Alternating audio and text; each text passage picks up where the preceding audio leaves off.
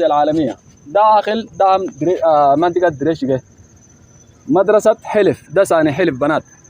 وجينا ما لقيناكم. منو قائد المنطقة الموجود هنا عامل حوز ده؟ جينا وما لقيناكم.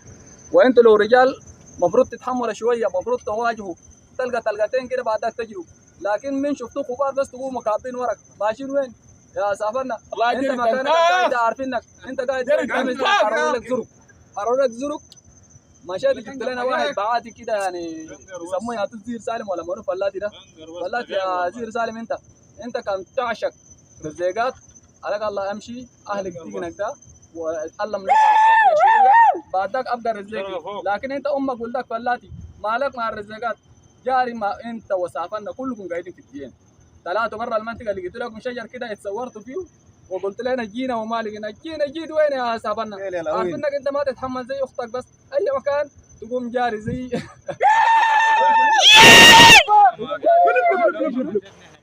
الكلب القنيص ما تتحمل ولا اي حاجه، لكن اتحمل شويه كده تعال واجينا. انا هنا هسه الان قاعدين في الدريشقه وده ثاني حلف جبل ده وبواشيم مليت جوا. بكره الصباح ده ان شاء الله وبفاجئ انا برسل تحياتي من هنا لمحور زرق، برسل تحياتي لرفاقنا هناك. انا هنا جايين بشرك وانتم تعالوا بقرب، وانا بحيي رئيس مجلس السياده عبد الفتاح البهار وريتنا حاجه فهمناه قبل ما يفسروا لنا. عملت شنو يا سياده البرهان؟ كده صح؟ ده طبقناه وانا هنا فهمناه. اي محل من محور زرق من محور مالها هنا هلف انتوا قاعدين وين؟ زي ما سياده البرهان وصانا كده، بس انتوا قاعدين في الكجامه يا كلاب. ما ترتب وتداعيات والسلام عليكم. استلام قاعدة الزرق. الجماعة قاموا طلعوا خطاب وعملوا فيه نعي وتعزية بموت حميتي. قالوا حميتي قتل في الزرق. أول حاجة حميتي ده الحمد لله انتوا عارفين انا اعلنت زمان في خبر عاجل وكل الاسافير دي تشهد بعد الحرب ب3 يوم تقريبا يوم 18 او يوم 18 بالمساء يعني داخل 19 فاعلنا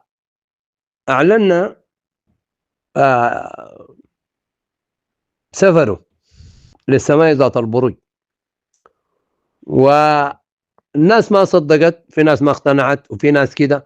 طبعا الجيش انا عارف الجيش عارف اي حاجه والاستخبارات عارفه اي حاجه، لكن عملوا معاه حكايه اظن الحامل طرشاء وعملوا فيها رايحين. لكن انا طبعا طوالي طلعت الخبر. يلا طبعا السبب انتوا عارفين ما طلعوه لانه عشان الدعم السريع في الفتره ديك ما ينهار.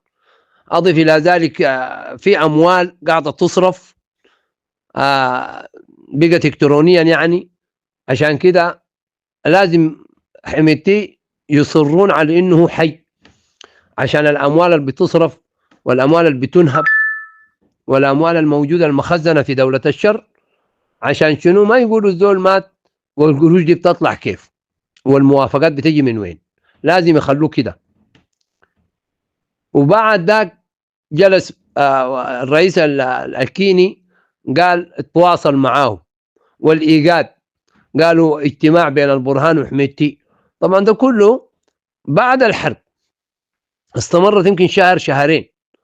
وبعد ده كمان الكذوب الكبير عبد الله حمدوك قال عمل معاه لغاء وكذا، والناس كلها طبعا. وعمل خطاب كان لو تتذكروا لما البرهان مشى وخلى كباشي يحل محله وقام عمل خطاب للأمم المتحدة والغرف كلها كل فترة ذكاء اصطناعي. وكنا بنأكد كل يوم بنأكد انه الزول ده تحول الى بترول، وما اقتنعوا بكلامنا ده.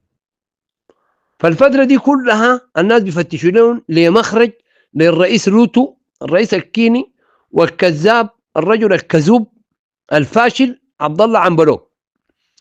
وحتى القيادات كان بتغش في الناس وبتغش في الجنود حقهم، بأنه سعد حمادته قال لكم وسعد حميدتي قال وساعات تقال وبخاطبكم وقال رضيان عليكم ولآخر خطاب.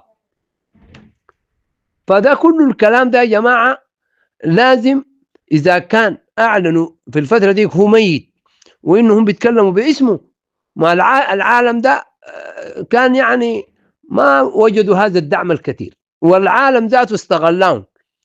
عارفوا العالم الخارجي ده والاستخبارات العالمية دي عارفة حميدتي وين، لكن ما بقولوا، ما هم خلاص مصدقين الرواية بتاعته إنه الراجل قاعد موجود. إلى أن جاءت الآن الفرصة اللي يعلنوا من خلالها موت حميدتي.